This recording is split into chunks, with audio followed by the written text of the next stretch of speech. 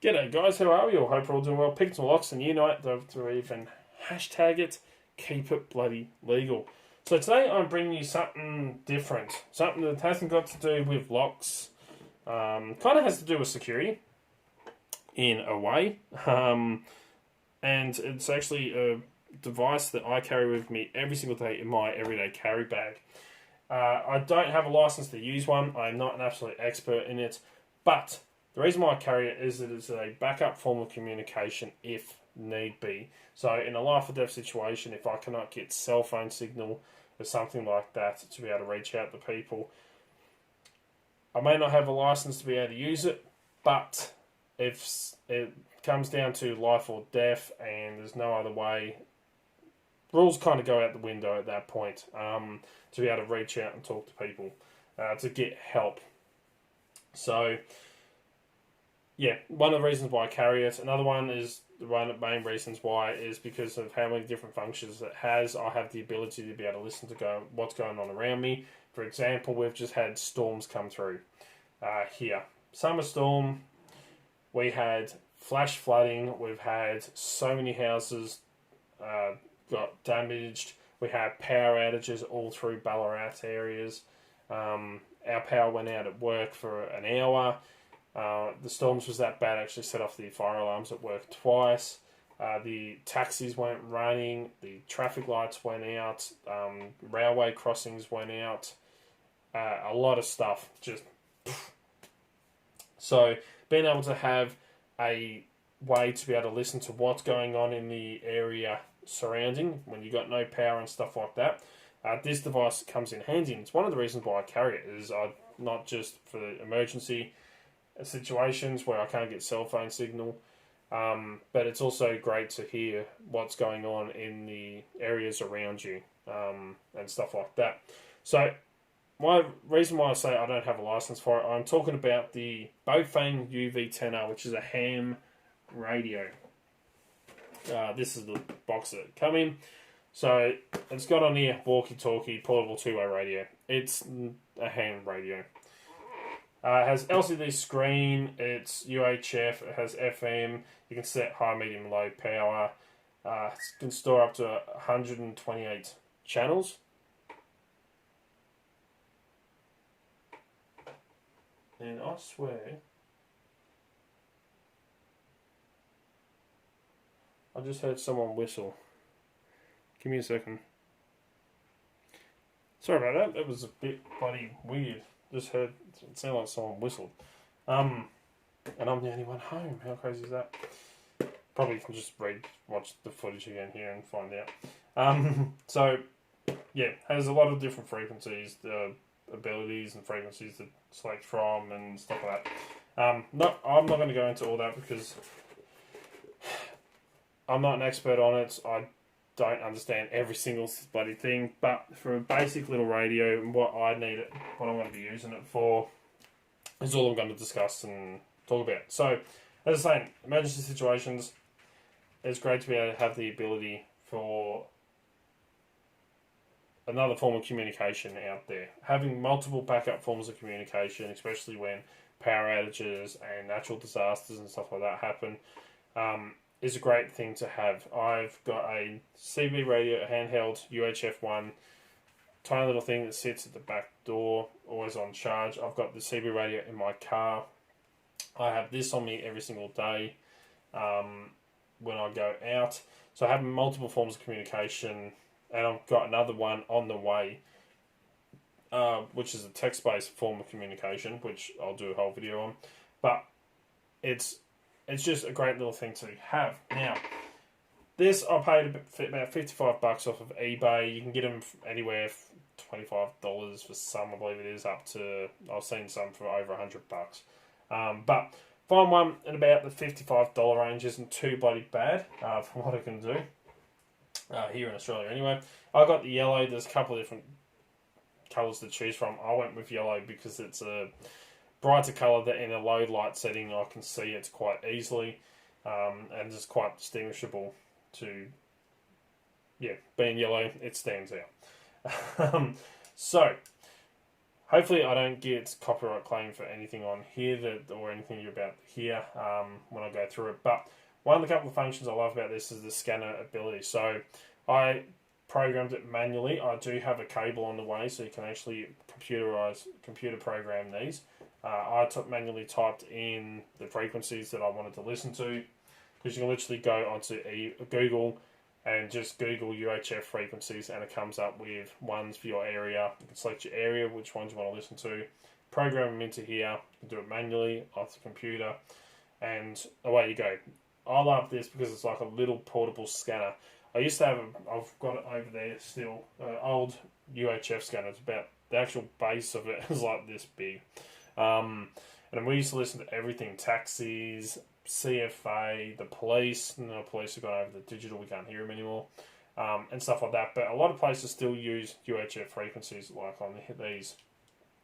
So one of the shopping centres here in Ballarat, I'm programmed in for their cleaners and their security and stuff like that, just to listen to what's going on, which is literally a public given out number. I literally just found it just by Googling frequencies for my area, and listen to them. The very first message that ever come over this radio was actually the cleaners saying, "Can we get cleaners up to the new bathroom area?" Yeah, what's going on? There's shit everywhere. It was the funniest thing I ever heard come through. Very first message come through on the radio. But I'll show you a couple little functions and what I like about it. So first of all, as an LCD screen lights up. Channel mode. So there's channel mode. I'm going to take it off that channel at the moment. 1, 3. No. That one. 3, 3. So you can select channel mode, so you can save up to 128 channels on here to scan through. I don't have that many set up. I have a couple which don't really pick up anything or don't pick up anything. And I have two that I mainly listen to, the shopping centre and the ambulance dispatch centre, which is, again, is one that you can just Google. So I only listen to them just to hear what's going on around me. In emergencies, I can listen to SES, State Emergency Service, if they're not over the digital yet, and a few other emergency services that use these. So in disaster, I can hear what areas are getting affected, what's shut down, what's not. One of the things I love about this. Also, one of the other reasons why I carry this with me when I go out everywhere, my EDC bag, is if I go out for picnic lunch or go and hang out at a park or something like that and want to listen to the radio, I can actually listen to the radio using this. One of the joys of having a multifunction radio is the fact that this one comes with FM radio as well.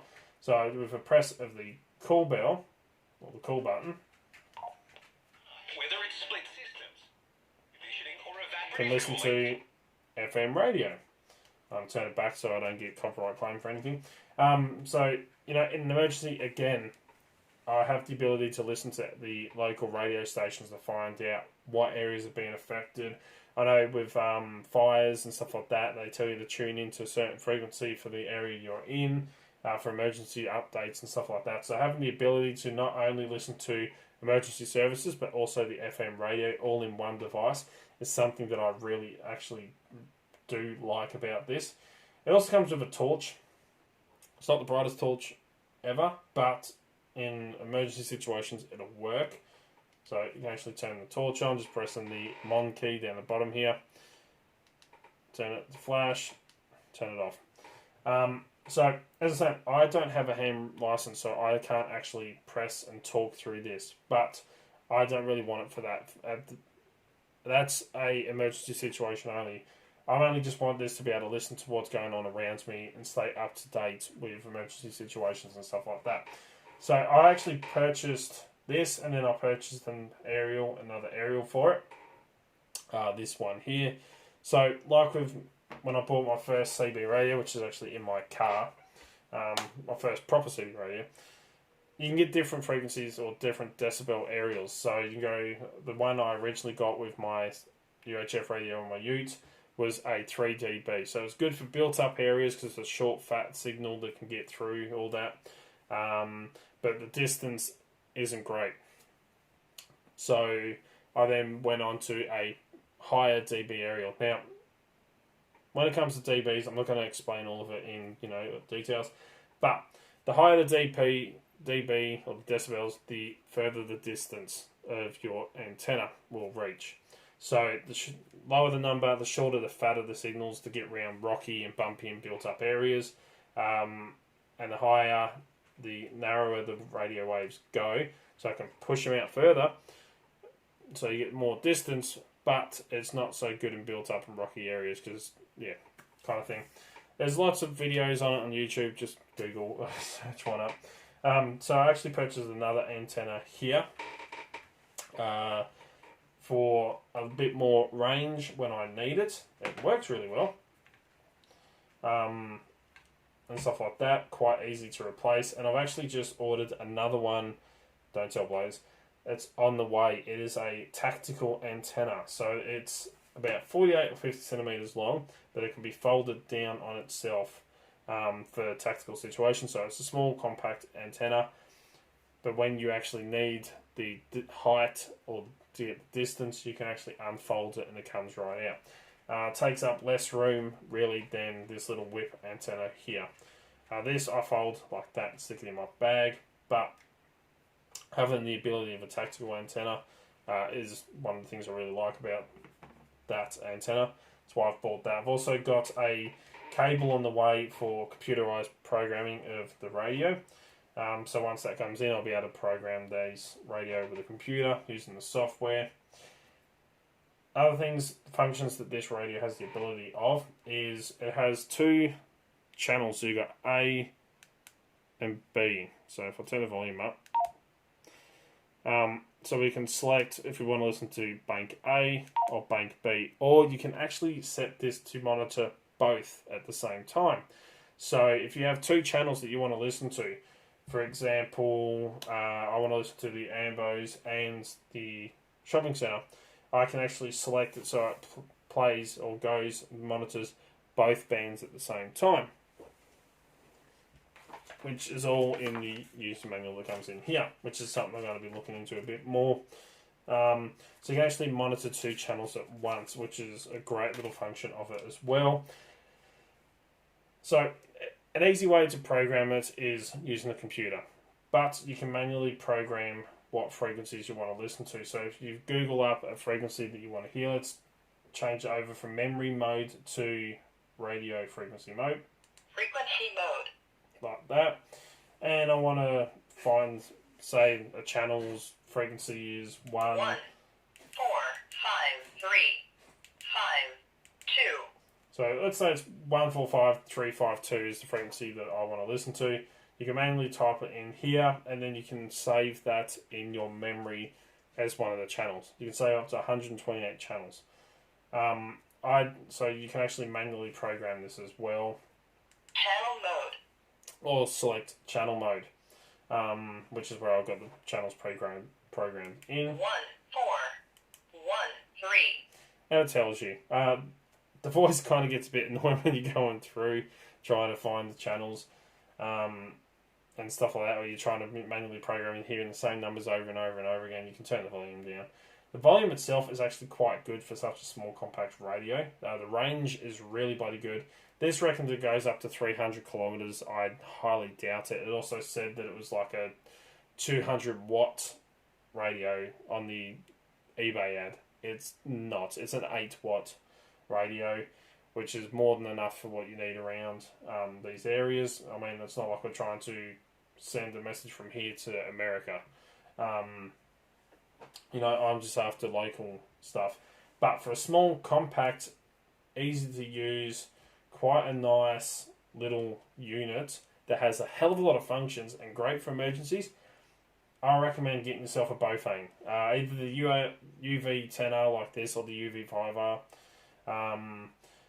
These are great entry-level ham radios, but having the ability to monitor multiple channels, having a scanner mode, FM radio, a torch, everything that you could need in an emergency situation, I would highly, highly recommend getting your hands on one of these. So I absolutely love it. I admit I really do. Everywhere I go, I have it in my bag. I went to grab it out of my bag last night when the power went out at work, just so I had another torch option. Even though I carry, as I say, a torch on me every single day, I carry this one on me, which comes in very, very handy. Little pen torch. You know, I went to grab it out of my bag and I mustn't have turned it off properly last time I used it because the battery was flat. So I'll be double checking that before I leave every time now. Making sure that it's turned off and making sure that the battery's fully charged on it. But I mean, the battery does last a bloody long time. You also have the ability when you can order or you can purchase other ways to charge the battery. So you can buy cigarette ports to charge it from your car. And the other options that are available, just here. So you can get a charging port for your car. You can get a microphone so you can actually hold it to speak through. You can get the sets to program it off your computer, which I've got on the way, USB. And you can also get the headset, hands-free adapter and stuff like that, or set to plug into this as well. So there's lots of little variations you can actually get. I don't know if they work on this one. I haven't looked to see if they will fit. But you can get a battery expansion pack.